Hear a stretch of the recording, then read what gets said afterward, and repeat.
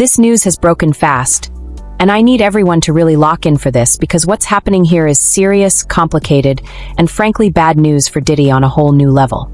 Over the past few hours, developments have emerged that have nothing to do with the criminal trial he already went through, and that alone should tell you how deep this situation has become.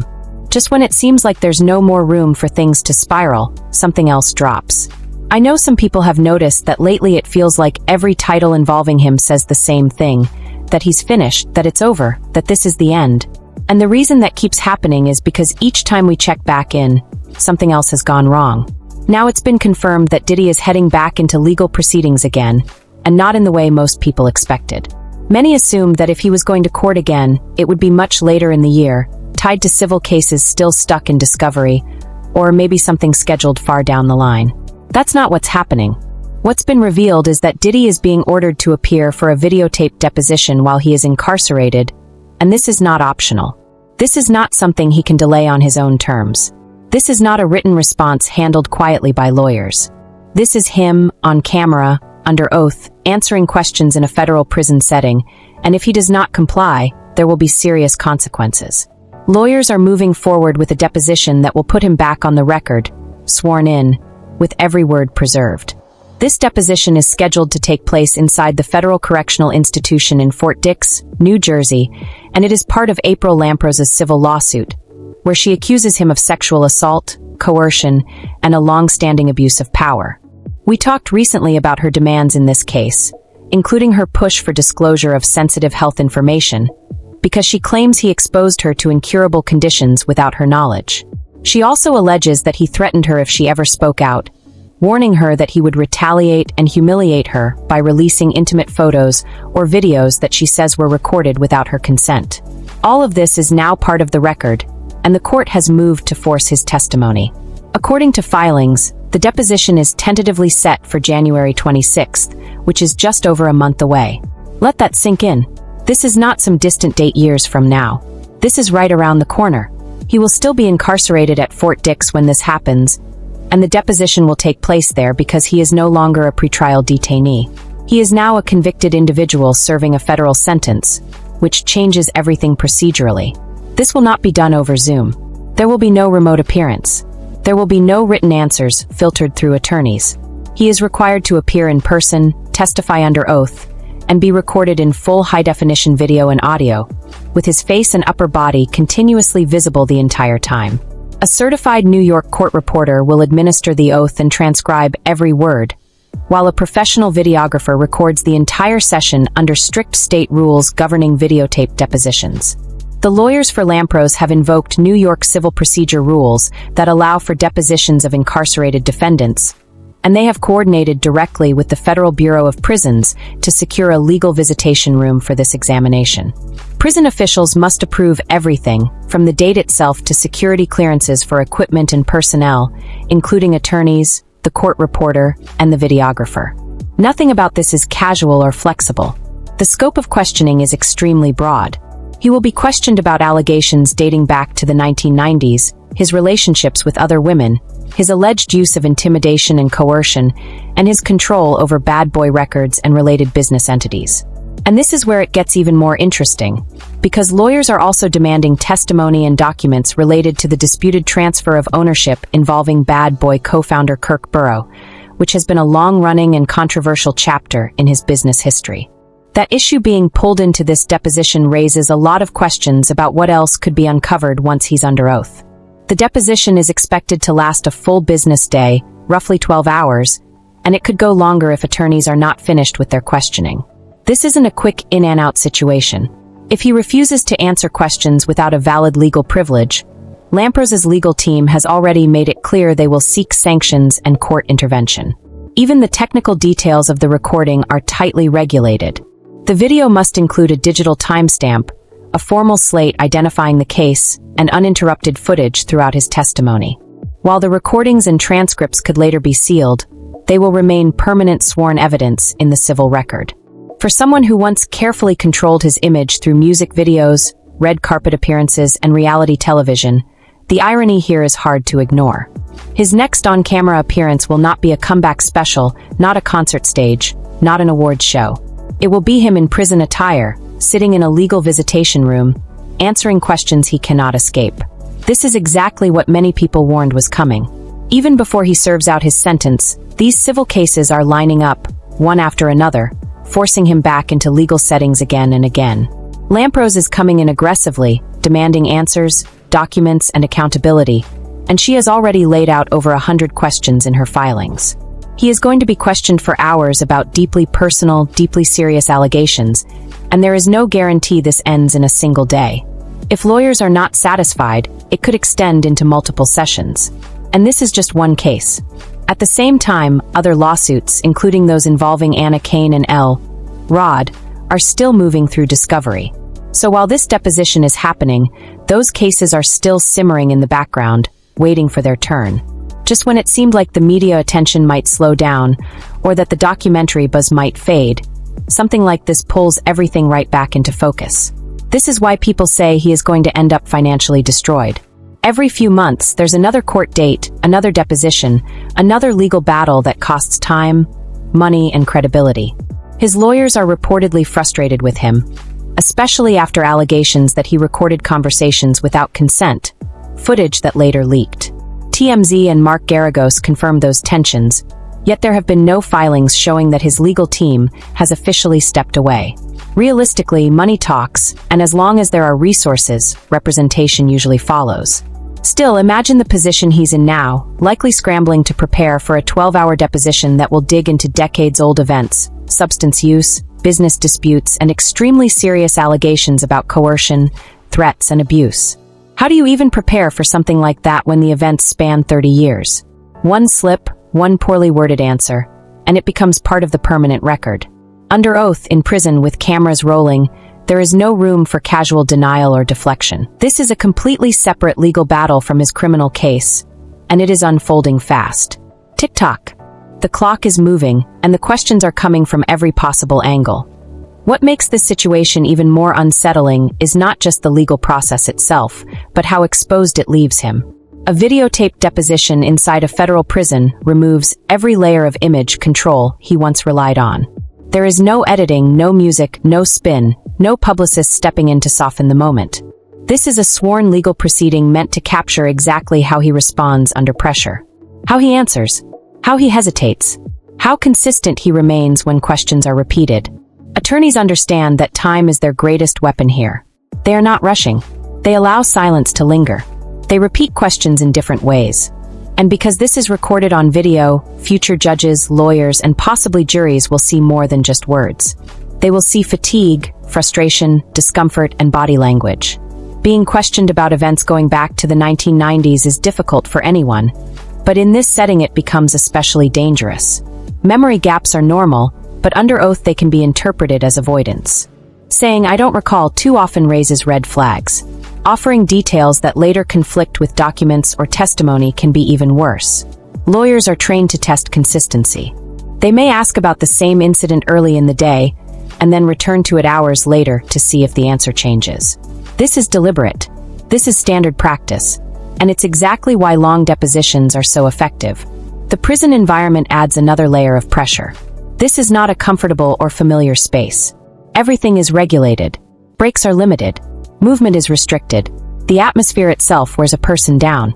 Answering deeply personal and serious allegations while sitting in a legal visitation room, surrounded by reminders of incarceration, reinforces just how much power has shifted. The man who once controlled every situation now has none. He shows up when told. He sits where he's placed. He answers what is asked. April Lamprose's legal team is clearly widening the scope intentionally. They are not focusing on one narrow set of allegations. By pulling in business dealings, ownership disputes, and historical conflicts tied to bad boy records, they are attempting to establish patterns. Patterns of control. Patterns of intimidation. Patterns of how disputes were handled when power was concentrated in one place. The inclusion of the Kirkborough ownership dispute is significant because it touches on long-standing questions about how decisions were enforced behind the scenes. Even if those issues never become separate lawsuits, placing them under oath gives them new weight. Health-related questions represent one of the most sensitive areas of this deposition. These are not abstract topics. They go directly to consent, disclosure, and responsibility. Under oath, answers must be clear. Attempts to deflect or minimize can create serious legal exposure. Refusing to answer without a valid privilege can result in sanctions. This leaves very little room to maneuver. Each response must be carefully chosen, yet delivered in real time, without the ability to pause and consult endlessly. The length of the deposition is also critical. 12 hours is exhausting. Mental clarity declines. Patience runs thin. People speak more loosely. They forget how they phrased earlier answers. Attorneys rely on this. They plan for it. And if questioning remains productive when time runs out, they can request additional sessions. There is no requirement that this end in one day. All of this is happening while other civil lawsuits continue quietly in the background. Discovery is ongoing. Documents are being exchanged. Strategies are being refined. What is said under oath here could influence how those other cases move forward. That is why legal observers are paying close attention. One deposition can ripple outward in ways that aren't immediately visible. Financial pressure continues to mount as well. Civil litigation is relentless. Even without trials, defending multiple lawsuits over time drains resources quickly. Legal fees, experts, document production, and procedural battles add up. Civil cases can last years. Settlements, if they come, are rarely simple or inexpensive. This is why many believe the long-term damage may be financial as much as legal. The strain on his legal team cannot be ignored either.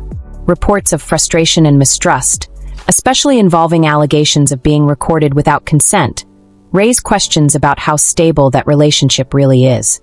While no official withdrawal has been filed, tension behind the scenes can affect preparation. A strong deposition defense requires cooperation and discipline. Without that, risk increases. Public perception continues to shift with each new development. Even when proceedings are not televised, information spreads. Summaries are published. Commentary follows. Each event reinforces an existing narrative, making it harder to reverse momentum. For someone whose career was built on influence and visibility, this erosion is significant. As the scheduled date approaches, the sense of inevitability grows. There is no announcement that makes this disappear. The deposition will happen unless delayed by prison logistics, and even then it will only be rescheduled. Cameras will be set. The oath will be given. Questions will begin, and they will continue until attorneys decide they have what they need. This is why this moment feels different. It's not about shock headlines. It's about depth. It's about accountability in a place where control no longer exists. What is said in that room will shape what comes next. And once it's on the record, there is no undoing it. What makes this entire situation so serious is that this deposition is not the end of anything. It is another beginning. Once someone is questioned under oath for this many hours, especially in a civil case involving allegations that span decades, the consequences do not stop when the camera is turned off. Every answer becomes a reference point.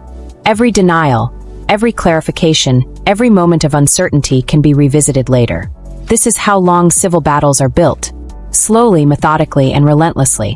One of the biggest risks here is that people underestimate how damaging civil proceedings can be compared to criminal ones. Criminal trials are intense, but they are limited in scope and time. Civil cases are different. They can stretch on for years. They reopen wounds repeatedly. They demand constant participation. Depositions lead to motions. Motions lead to hearings. Hearings lead to appeals. Even when one case pauses, another one moves forward. That is the reality he is now facing. There is also the issue of overlap. Statements made in this deposition do not exist in a vacuum. Lawyers in other cases will read the transcripts carefully. They will compare answers. They will look for inconsistencies.